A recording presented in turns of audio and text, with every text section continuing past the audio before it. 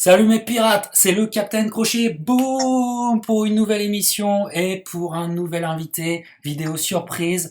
Mais aujourd'hui, j'ai l'occasion de m'entretenir avec Simon Kin. Salut Simon. Oh, bonjour, ça va? Bah écoute, ça va bien Simon.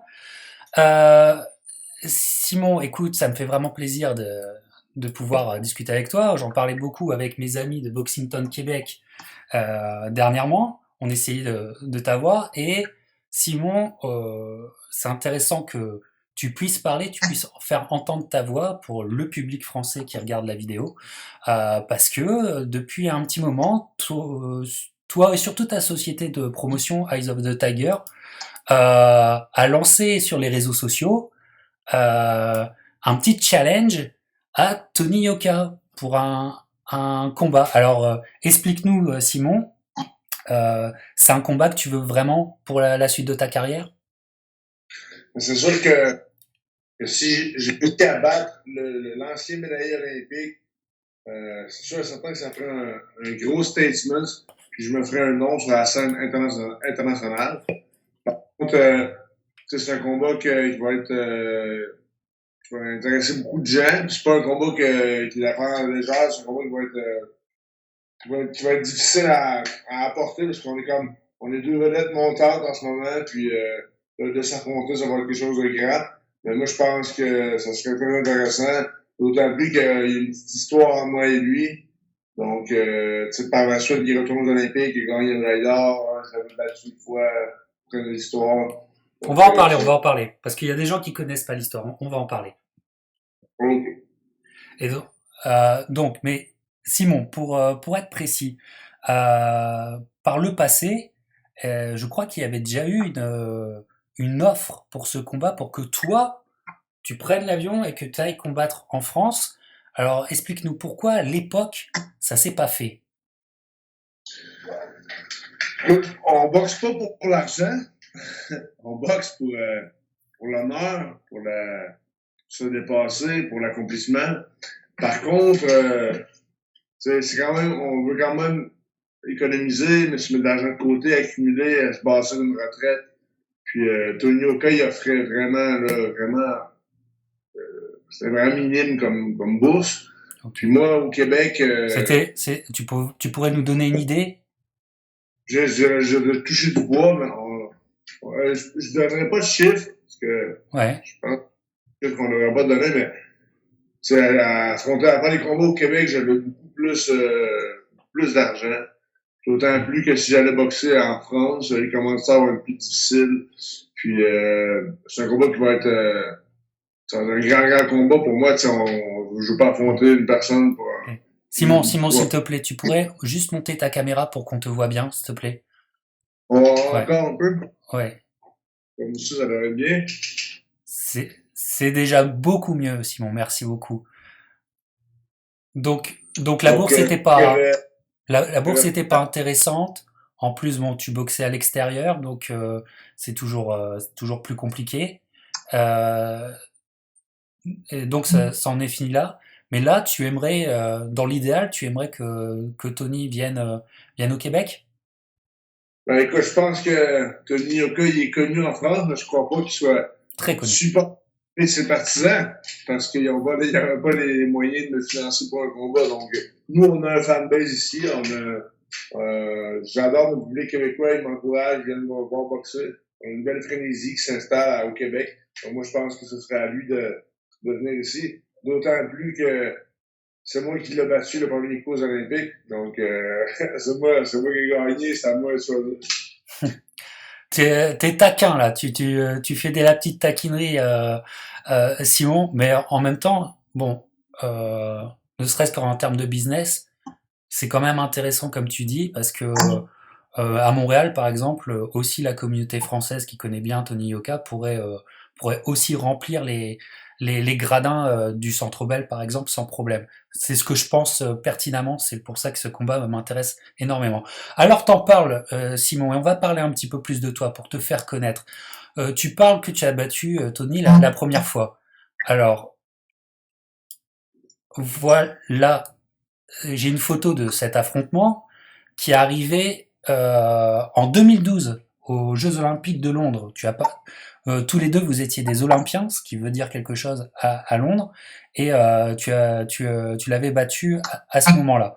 Euh, Au-delà simplement de la victoire contre Yoka, tu peux nous reparler de cette aventure olympique pour toi?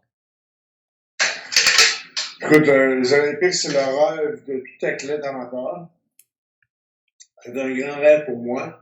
Mais, comment je pourrais dire, quand je suis allé aux Olympiques, je comprends pas d'être comme fâché quand que je me moque de lui et je lui dis que je l'ai battu. Parce que lui, il avait juste 19 ans. Euh, euh, puis c'est un combat qui a fini quand même égal. Puis j'ai gagné au départage des points. Ça a fini 14-14. Quand J'ai même. gagné au départage des points. C'était très, très serré. Mais ce qu'on ne sait pas, ce que lui ne sait pas, c'est que moi, de mon côté, j'avais été opéré à l'épaule avant le combat. L'opération n'a pas fonctionné. Donc, toute l'année 2011, je n'ai pas boxé de l'année. 2012, je suis allé au championnat canadien aux qualifications olympiques, puis je me suis allé aux Olympiques. J'avais pas beaucoup d'expérience, j'avais été beaucoup inactif. Je pense que j'avais quelque chose comme, je crois que j'avais environ 40, 50 combats amateurs lorsque je suis allé aux Jeux olympiques. C'est pas beaucoup. Puis j'avais mon épaule c'était toujours pas réparée, donc quand je boxais contre lui, si on regarde le combat, je ne lance aucune droite. J'ai juste la main gauche. Je l'ai quand même battu avec une main. Puis, si on regarde aussi aux qualifications olympiques, je m'étais qualifié, mais en dernier combat, je me suis fait mettre KO. J'étais au plancher. Ce qui a dû me prendre du repos pour revenir. J'étais au plancher 2 fois dans ma carrière. Une fois chez les pros, une fois chez l'amateur, puis une fois à l'entraînement, 3 fois. Mais Bah, c'est pas comme ça. t'es assez honnête, Simon, t'es assez honnête pour le dire, même comment dire, à l'entraînement, généralement, c'est des choses qui se disent pas. T'es très honnête, Simon. J'ai pas de gêne, j'étais allé une fois à l'entraînement. Hey, écoute, on a 10 ans des poids lourds. Donne-moi un poids lourd qui a jamais été au plancher au gym. Peut-être Tyson Fury à part ça. Ouais. Ouais, donc, donc voilà, mais c'est quand même, ça reste quand même une belle histoire, une belle expérience, les Jeux Olympiques de Londres pour toi. Oui, c'est grandiose, l'Olympique de Londres. En plus, c'était wow, là, c'était vraiment là, c'est comme toute la planète regarde où ce que t'es en ce moment. C'est vraiment l'énergie qu'il y avait là-bas, l'ambiance. Là, en plus, en Angleterre, on travaille sur une place de boxe. C'est une des places tournantes de boxe au monde. Faire les Olympiques là-bas, c'était vraiment, c'est vraiment grandiose. Puis, c'est une expérience que j'adorais. Puis, je vois des boxeurs comme Anthony Joshua, que j'ai connu amateur, que j'ai connu aux Olympiques. J'utilise souvent l'expression, il était aussi pauvre que moi dans le temps, mais je le voyais arriver comme moi. Je l'ai connu avec sur une vedette, mais je savais pas que ça allait être une vedette. Je le voyais comme une autre personne et tout, puis il a gagné les Olympiques chez lui, dans sa ville. Après ça, il est devenu une superstar. Puis il y a d'autres boxeurs comme ça que j'ai vu, qui ont tourné chez les poids après. Ça t'a surpris, Simon, qu'il devienne une superstar, ou t'as pas été surpris? Non, je n'ai pas été surpris. Non. Je pense qu'Anthony Joshua avait tout pour le côté. Il y avait tout ce qu'il faut pour devenir une vedette. Même si ça n'est pas de. Si on enlève sa boxe, ses talents à boxe, il y avait tout. C'est un gars qui est humble, c'est une personne qui paraît bien, charismatique, il a l'air sympathique, tout ça. Il a une shape incroyable, il a un style spectaculaire, il est actif, il avait tout pour devenir super connu. Là, puis comme de fait, ça avait été vraiment à la hauteur des attentes. Ouais. Alors, Simon, comme je le dis aujourd'hui, c'est bien qu'on se rend compte parce que ça permet pour ceux qui ne te connaîtraient pas, ben, justement de te découvrir et de te connaître un petit peu plus. Donc on va parler un petit peu aussi de ta carrière. Et après ces Jeux Olympiques-là, finalement, il y a un hiatus, il y a un moment un petit peu mystérieux parce que tu décides de faire le grand saut chez les professionnels que à la fin de l'année 2015. Alors, dis-nous, t'hésitais à devenir professionnel, tu voulais peut-être rester amateur. Qu'est-ce qui s'est passé entre 2012 et 2015 et ton choix de, allez, on va chez les pros.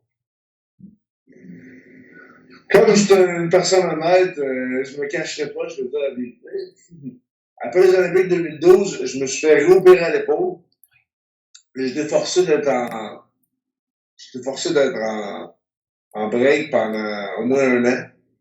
Et là, mes démons sont revenus, je commençais à avoir des mauvaises fréquentations. J'ai eu des accusations, et je me suis ramassé en prison. Ok. Un an de prison, blablabla. Là, après ça, quand je suis sorti en 2014, là, je revenais de loin, je revenais vraiment loin. La boxe t'a sauvé. Je suis retourné sur l'équipe canadienne en 2015, et là, j'étais fauché comme ça se peut pas. Puis là, je me disais en 2015, je retourne aux Olympiques en 2016, étant donné qu'en 2016, en 2012, quand je suis allé blessé, tout ça par expérience. Là, je voulais gagner l'expérience et y aller cette année-là.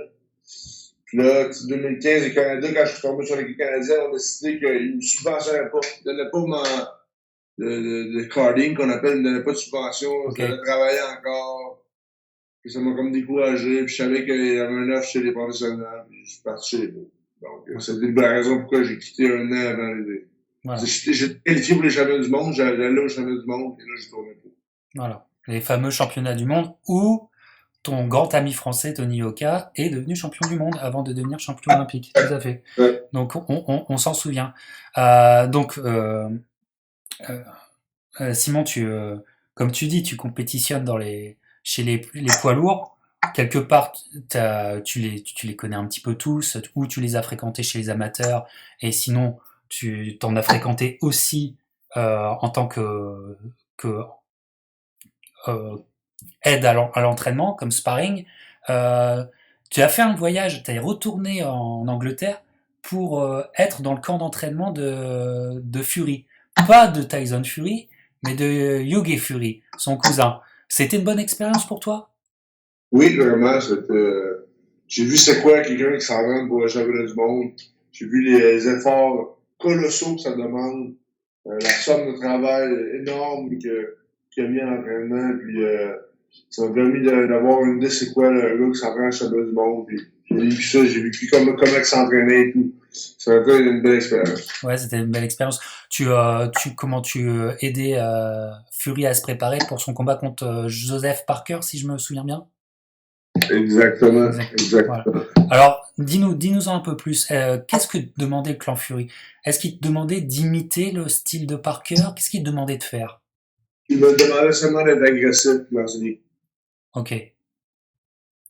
Mais t'as pas à imiter, tu boxes comme que toi tu veux boxer. Il te demandait pas plus, c'est déjà beaucoup. C'était déjà beaucoup. Mais de toute façon, on s'en rend compte que ça a été une bonne expérience pour toi parce que lors de la soirée David Lemieux contre Billy Joe Saunders, tu étais dans le public et il y a Tyson Fury qui te reconnaît. D'ailleurs, tu le salues. Il y a des images de ça, entre autres. Répète. Comment? Qu'est-ce que t'as dit? Au combat de Lemieux contre Billy Joe Saunders? Il y avait Tyson Fury dans le public. Ouais, il était là, ouais. Et il te salue, il te reconnaît parce que tu avais aidé son cousin. Ouais. Tu te souviens de ça? Ouais. Ouais. Voilà, donc, écoute, t'as déjà une carrière qui est quand même bien entamée. Qu'est-ce que tu pourrais nous dire ton début de carrière? Tu enchaînes KO sur KO. Bon, tu boxes toujours à domicile. L'année 2016, l'année 2017, c'est des belles années pour toi. Enfin, tu sens une progression à chacun de tes combats? Ouais, vraiment. Oui, je suis en pleine progression, mais là, après un certain temps, je sentais que je stagnais. Donc, j'ai changé d'entraîneur.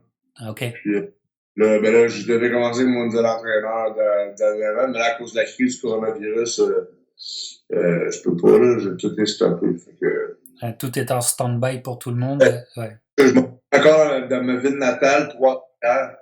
C'est une petite ville entre Québec et Montréal, au Canada. Tout à fait. Tout à fait. Une ville de boxe, avec beaucoup de boxeurs qui en viennent. Ouais. Tout à fait. Une grosse tradition de boxe à Trois-Rivières. Tout à fait, t'as raison de le dire. Voilà, alors, tu le dis, changement d'entraîneur. Et puis aussi, t'as connu aussi une défaite et t'as réussi à. Ce qui est intéressant, c'est que t'as réussi à te relever et surtout à gagner le rematch. Ouais. Cette expérience-là, qui est une expérience difficile pour chaque boxeur, comment tu pourrais nous en parler? Comment t'es sorti de ça? Après, revenir dans la ring contre une personne qui t'a knocké, surtout la façon dont j'ai été knocké contre lui, c'était vraiment brutal. Puis revenir contre lui, le battre. Tous les journalistes te posent la question avant le combat. Advenant une défaite, ça serait la fin de ta carrière. Comment tu perçois ça? Les journalistes te demandent ça. Allô, la stress? Tous Ouais, les journalistes te demandent ça avant le combat. Donc, c'est pas la fin de ta carrière dans une défaite, mais ça va dur à remonter. Puis, c'est vraiment arrivé dans le ring, revenir puis battre ça. Lui, en plus, il avait l'air confiant de me rebattre au combat, au rematch. Écoute, j'étais tellement stressé que j'ai jamais été en forme comme ça de ma vie. Hein, j'avais une excellente condition physique. Et après 2 rounds, j'étais mort. J'étais fatigué, mort. Après le 2 rounds, stress. le stress, j'étais mort, là, mais j'étais pas mort, c'était le stress. Je Ouais, me suis assis au point, là, je vais à ma tête, je vais perdre, je vais me faire knocker. Ben, c'est sûr que je serais pas capable de continuer. Voyons, je suis déjà brûlé, c'était 10 rounds, il reste 8 rounds. Puis là, mon coach me criait après, il m'a donné une tape. Là, ça m'a shaké. Quand je me suis relevé, quand le round a commencé, je me suis relevé. Tout le stress est parti. Là, je me sentais léger comme une plume. Puis là, boum, je l'ai knocké. ouais. Tu le knock au troisième round, tout à fait. Ouais. Tout à fait. Tu lui as rendu la monnaie de sa pièce de ce Ouais. qui t'avait fait, tout à fait. Voilà. Alors, est-ce que depuis cet épisode, tu sens que ta boxe a évolué? Tu sens que tu as changé? Non, non. À part à mon dernier combat, je me sentais avec Denis Heinz, parce qu'avec mon coach Jimmy, ça ne fonctionnait plus. Puis Denis a vraiment amené un nouvel aspect, là, côté déplacement, fluidité. Là, je me suis amélioré. Je te disais que ça faisait plusieurs combats, je m'améliorais pas de ça. Je me t'entraînais fort. Ouais. Ma condition physique montait. Je lançais un plus grand volume de coups. Mais côté technique, ça faisait longtemps que je saturais. Ouais. Là, par exemple, depuis mon dernier combat, j'ai été avec Denis Heinz. C'était l'assistant coach au gym, il m'a entraîné. Là, j'ai senti que j'ai évolué. Puis là, par la suite, je vais me trouver un autre entraîneur. Fait que c'est vraiment une grosse chose. Ok. Mais aussi parce que on apprend à te connaître. Si on te suit sur les réseaux sociaux, t'es très actif sur Instagram. Tu vois, t'es pas comme moi. Moi, je suis trop vieux pour connaître Instagram. Toi, t'es très actif et tu montres souvent tes voyages sur Instagram et tu t'entraînes parfois aussi aux États-Unis pendant tes voyages. C'est euh, Oui. c'est des expériences que tu apprécies. Est-ce qu'il y a des endroits que tu as découverts où tu dis, ah là, il y a des belles choses à apprendre? Côté boxe, tu sais, quand je voyage aux États-Unis, je m'entraîne par moi-même. J'ai pas de coach là-bas, donc j'apprends pas grand-chose. Ok, Mais, c'est pour t'entretenir plus, pour... ouais, mais par contre, j'ai vécu des belles expériences. Comme quand je suis allé à Nashville, là, je suis allé m'entraîner dans un gym là-bas, que j'ai entendu parler d'un bon gym à Nashville. Puis là, j'ai su là-bas que l'entraîneur, c'était Justin Gambler, le coach de Caleb Plant. Et Exactement. Caleb vient de Nashville. Lui et son coach sont déménagés à Vegas. Puis là, ils m'ont dit, si tu vas à Vegas, ben, ils ont vu les gens que j'étais un boxeur, ils m'ont googlé, puis ils ont vu que j'étais un boxeur professionnel d'expérience. Ils m'ont dit, tu peux contacter Justin, puis il va s'occuper de tout. Là, quand je suis allé à Las Vegas, je m'entraîne avec Justin là-bas et Caleb Plant. Moi, non, Caleb Plant n'était pas là, mais Ouais, ben, il venait de boxer, il boxait pas là, mais toute l'équipe là-bas, très quand même intéressant ça. des contacts que je me suis fait qui sont quand même utiles. Très intéressant. Allez, petite anecdote là, parce que moi, je t'ai suivi quand tu étais à Nashville et tu avais fait beaucoup de posts.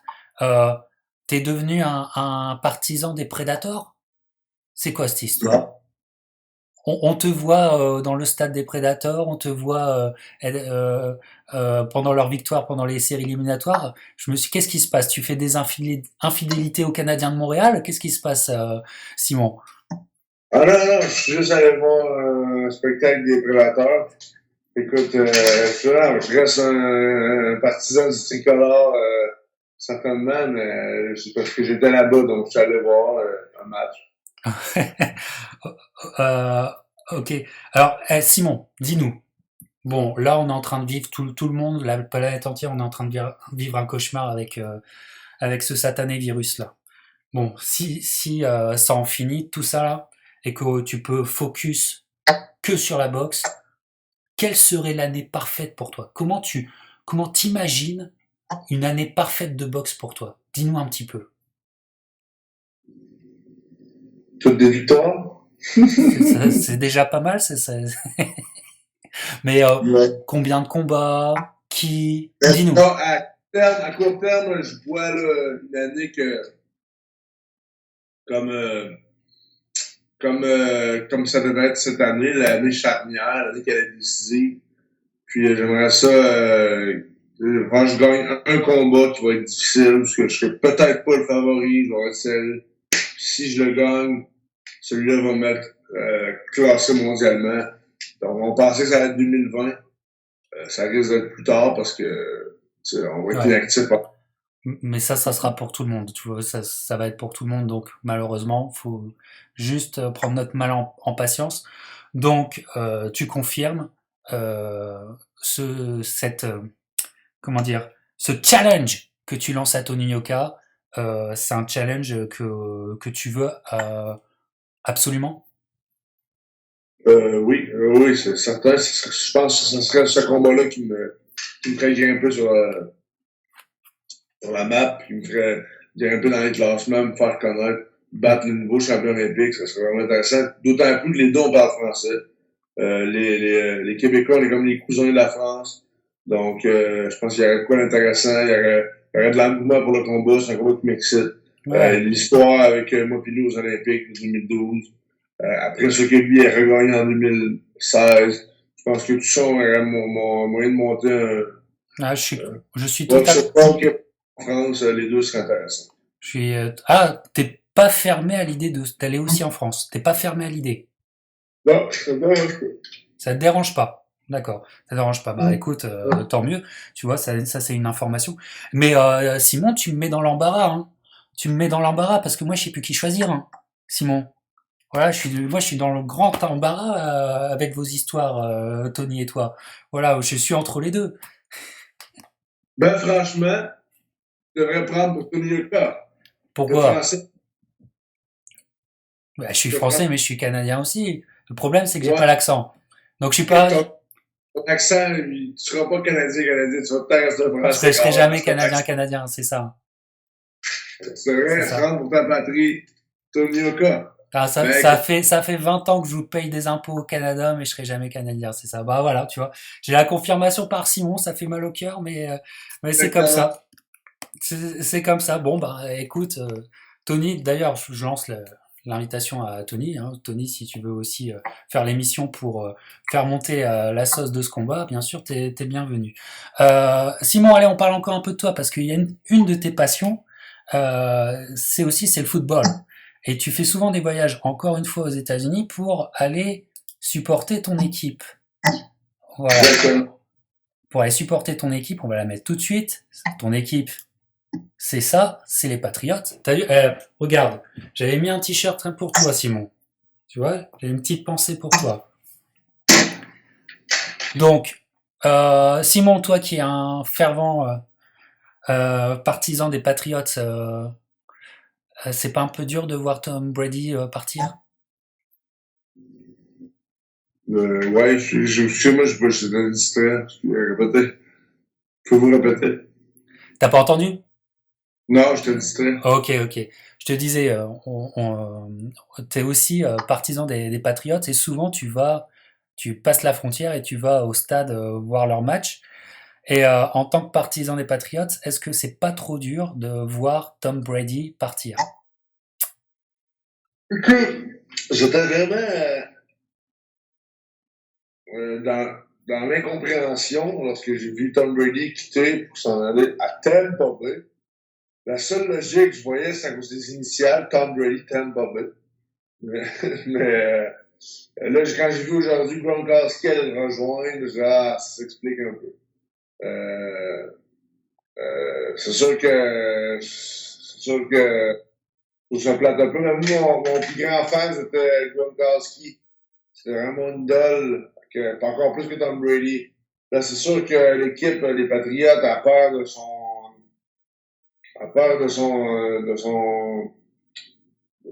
intégrité, si on veut, quand les deux plus grosses vedettes viennent de quitter. C'est sûr que l'entraîneur Belichick reste leur arme de prédilection. Je crois que l'équipe va rebondir. Mais je suis vraiment curieux de voir ce qui va se passer à la prochaine saison avec les Buccaneers de Tampa Bay et Tom Brady. T'es sûr que tu vas pas changer d'équipe, hein? Tu vas pas soutenir les Tampa Bay maintenant? T'es sûr? T'es sûr de toi? T'es sûr de toi? Mon équipe numéro 1, c'est les 49ers. Ah, d'accord. D'accord. Tu fais des infidélités. J'étais vraiment fan de Gronkowski. Quand il est parti, ça, j'étais un perdu d'intérêt. Ok, ouais, qu'elle est partie. Donc, une des passions de Simon. Voilà, donc je vous invite bien sûr à suivre Simon sur les réseaux sociaux. Hein. Fan de musique aussi. Pardon? Je suis un fan de musique country. Ah, un fan de musique country, vas-y. Tu peux. Vas-y. Là, je sais pas jouer, je vais l'acheter pendant le confinement, je commence à apprendre. Là, tu commences à apprendre la guitare? Ok. Ça vient.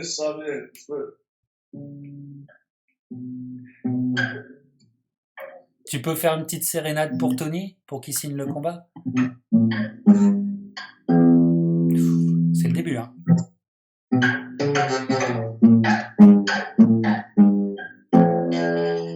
Elle est accordée ta guitare ou pas, là? J'aimerais bien me casser sur la tête, hein, que je joue une chanson. Ok. Bon, écoute, Simon, c'était un plaisir en tout cas. J'espère que la vidéo permettra que tu te fasses un peu connaître du public français. Voilà, moi, en attendant, je vais aller essayer d'apprendre l'accent québécois pour avoir un peu plus, pour avoir un peu plus de crédibilité. Et en tout cas, merci beaucoup pour cet entretien. Et puis, on te souhaite le meilleur pour le futur. Et les pirates, nous, on se revoit bientôt. Ciao! Pouh